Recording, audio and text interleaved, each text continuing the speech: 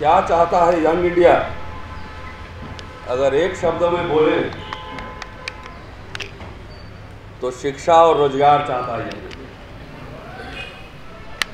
लेकिन कई बार लगता है क्या भूलूं, क्या याद करूं, क्या बोलूं, क्या चुप रहूं, कि यंग इंडिया जैसे बोलते हैं यहाँ भारत में वसुधैव कुटुंबकम, लेकिन कभी ये नहीं बताते हैं कि इस वसुधैव में आपके कुटुंब कौन कौन है। आज एसएलपी सुना है हमने आते आते कि सुप्रीम कोर्ट में एक रोस्टर के सवाल पे जो एक हल्का फुल्का एसएलपी डाला गया होगा एमएचआरडी के द्वारा, वो आज खारिज हो गया है। तो साथियों, कहने के लिए तो बहुत सारी बातें हैं, यंग इंडिया सब रोजगार चाहता है, लेकिन आपके यंग इंडिया में कौन कौन लोग शामिल हैं, इस पे हम चर्चा करना चाहते हैं कि क्या इस यंग इंडिया में दलित बहुजन शामिल है। आज खारिज हुआ है एसएलपी, तो जाहिर है कि केंद्र सरकार चाहती है कि यहां पे एससी एसटी ओबीसी को रोजगार ना मिले। मंडल कमीशन के विरोध में वो कोई ओल्ड इंडिया सामने नहीं आया, वो यंग इंडिया ही सामने आया। तो ये सवाल जवाब हमें करना पड़ेगा कि पिछले 4 साल में खास तौर से इस मोदी गवर्नमेंट में 2 करोड़ रोजगार आंकड़े हैं हमारे पास, और ये आंकड़े कोई मैं अपने घर में बना के नहीं रहा, सरकारी आंकड़े हैं। डीओपीटी ने कलेक्ट किया था यूपीएससी, रेल बोर्ड और एसएससी के आंकड़े। 2015 में 1,13,534 अपॉइंटमेंट हुए और 2017 में 1,09,33 अपॉइंटमेंट हुए। सीपीएससी 2012 में 16.19 लाख अपॉइंटमेंट हुए और 2017 में 15.23 लाख अपॉइंटमेंट हुए। मतलब लगातार ये रोजगार गिरा है। अब मोदी जी कहते हैं कि पकौड़े बेचना भी रोजगार है, तो क्या मोदी जी के पहले लोग पकौड़े नहीं बेच रहे थे? क्या बेच ही रहे थे? तो उन्होंने कौन सा रोजगार क्रिएट किया? नहीं। शिक्षा पे लगातार हमले हुए हैं। एक भी कॉलेज दिल्ली यूनिवर्सिटी में मैं पढ़ाता हूं, पिछले 4 साल में, 4.5 साल में एक भी कॉलेज नहीं खोले गए। ओबीसी एक्सपेंशन के नाम पे टीचर अपॉइंटमेंट कर लिए, पैसे ले लिए, लेकिन ओबीसी टीचर अपॉइंट नहीं किए गए। इसको मैं कहता हूं बार बार कि यंग इंडिया को इस सवाल का जवाब देना पड़ेगा, क्या यह जनेऊ लीला तो नहीं है? साथियों, बैठे बैठाए आतंकियों ने तो पार्लियामेंट में हमला किया था, और मतलब संविधान की आड़ में संसद के अंदर संविधान पे हमला हुआ है। 10% जो आरक्षण का आया है बिल, हम इस पर चर्चा करके, हम जिस यंग इंडिया की बात कर रहे हैं वो सारे लोग उसमें हैं। उसमें एससी एसटी ओबीसी माइनॉरिटी की बात नहीं करेंगे तो ये वेग टर्मिनोलॉजी से बात नहीं बनेगी कि जो 10% जो आरक्षण आया है उस संविधान की आड़ में संविधान पे हमला है सीधा। और एससी एसटी ओबीसी सांसद को उनको नहीं समझ में आया होगा, उन्होंने तो मेज थपथपा दिए, लेकिन बहुत सारे इंटेलेक्चुअल अंदर बैठे हुए थे। चंद पार्लियामेंटेरियन को छोड़कर बाकी सबने सारे 11 घंटे में संविधान को ध्वस्त कर दिया। इसलिए कह रहा हूं कि आज आपने रिजर्वेशन के नाम पे संविधान के स्ट्रक्चर से छेड़छाड़ की। इस बात की क्या गारंटी है कि कल हिंदू राष्ट्र के नाम पे आप संविधान पे छेड़छाड़ नहीं करें, कर सकते। ये पूरा नागपुर से जो है जनरल स्कूल ऑफ इकोनॉमिक्स का डेटा लेकर आए हैं। General school of economics 8 lakh 5 एकड़। मैं तो बिलो पॉवर्टी लाइन हूं, नौकरी चली जाएगी इतनी जमीन है ना घर है, तो बिलो पॉवर्टी लाइन। इस संविधान की आड़ में संविधान पे हमला हो रहा है। यंग इंडिया को इसका जवाब देना पड़ेगा। सारे पॉलिटिकल पार्टी को हमसे जेएनयू बोल रहे थे, एक साथी ने पूछा कि इसमें SC ST OBC के गरीब को अगर शामिल कर देंगे तब भी आप विरोध करेंगे। मैंने कहा एकदम करेंगे कि रिजर्वेशन कोई गरीबी उन्मूलन प्रोग्राम नहीं है। Reservation representation. दिल्ली यूनिवर्सिटी में लगातार आंदोलन चल रहा, आधे से ज्यादा वहां एडहॉक टीचर बढ़ा रहे हैं विश्वविद्यालय। लेकिन आपको क्या लगता है कि अपॉइंटमेंट ऐसे ही बंद किया गया है? अगर सही से अपॉइंटमेंट होगा तो करीब 3000 SC ST OBC उसमें अपॉइंटमेंट होगा।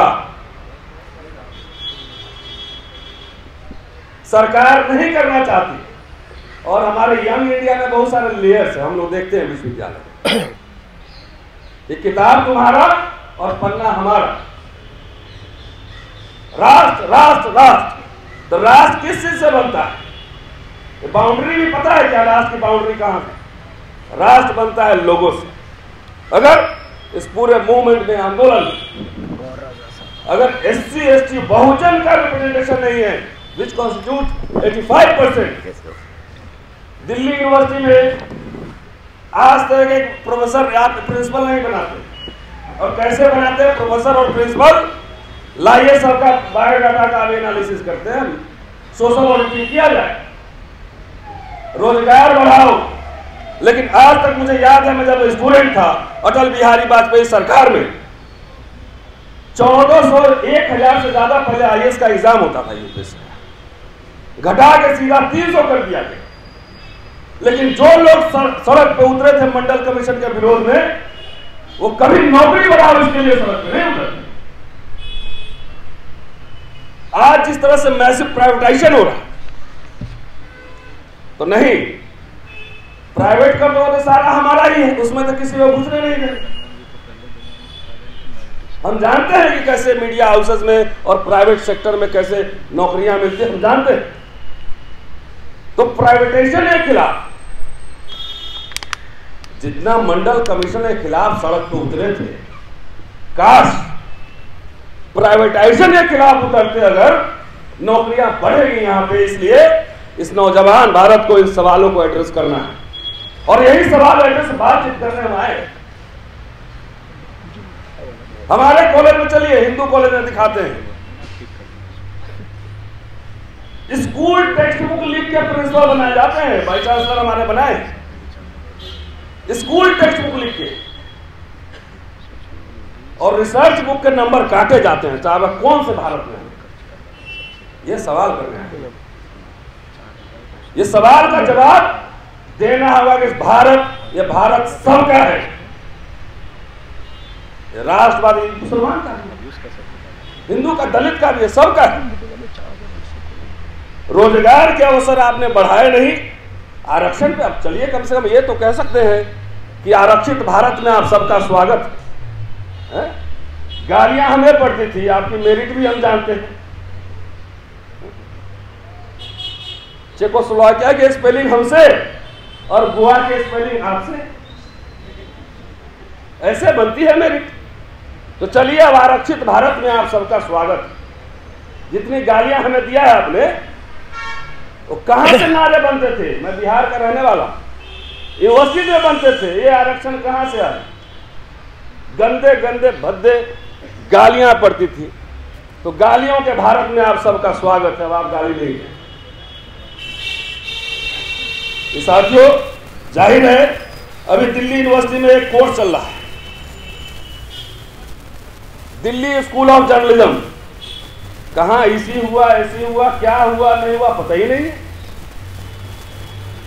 बच्चों को जैसे वहां कैद खाने में गया था, एक धरना प्रदर्शन में, वहां पे कैद खाने में रखा गया उधर, हमारे कॉलेज आइए, ऐसे लगता है जैसे अंग्रेजी में लिख के एग्जामिनेशन फीस का अलग, फिर परीक्षा शुल्क अलग। एक ही चीज के दो दो पैसे लिए जाते हैं, एक ही चीज के दो दो पैसे। आपके सामने सारे सार्वजनिक संस्थाओं को बर्बाद किया जा रहा है। अगर यंग इंडिया इसका जवाब नहीं देगा ये हम लोगों का छात्र, तो हम समझ ही रहे हैं कि जन्म और पूंजीवाद का पूरा ब्लेंड हो गया है, मनु और पूंजी का ब्लेंड हो गया। फैक्ट्रियां बढ़ेंगी, निजीकरण होंगे, कुछ लोगों को उसमें से मिलेंगे।